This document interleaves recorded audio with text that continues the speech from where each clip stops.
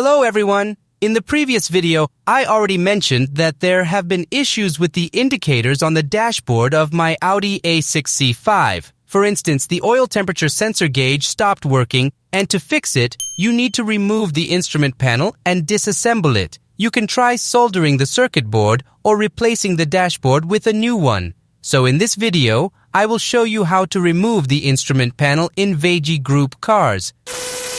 To start, we need to lower the steering wheel.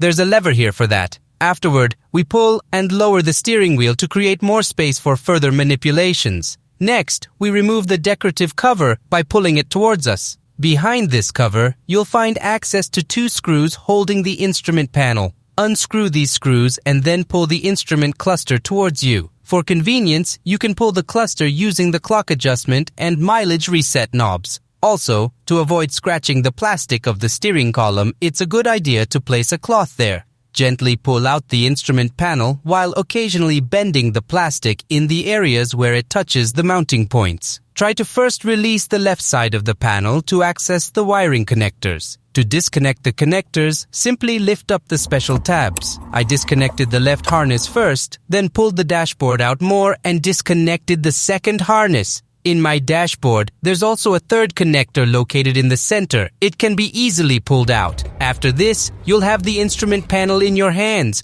and from there, you can either disassemble it or replace it with a new one. That's all for now. See you in the next videos.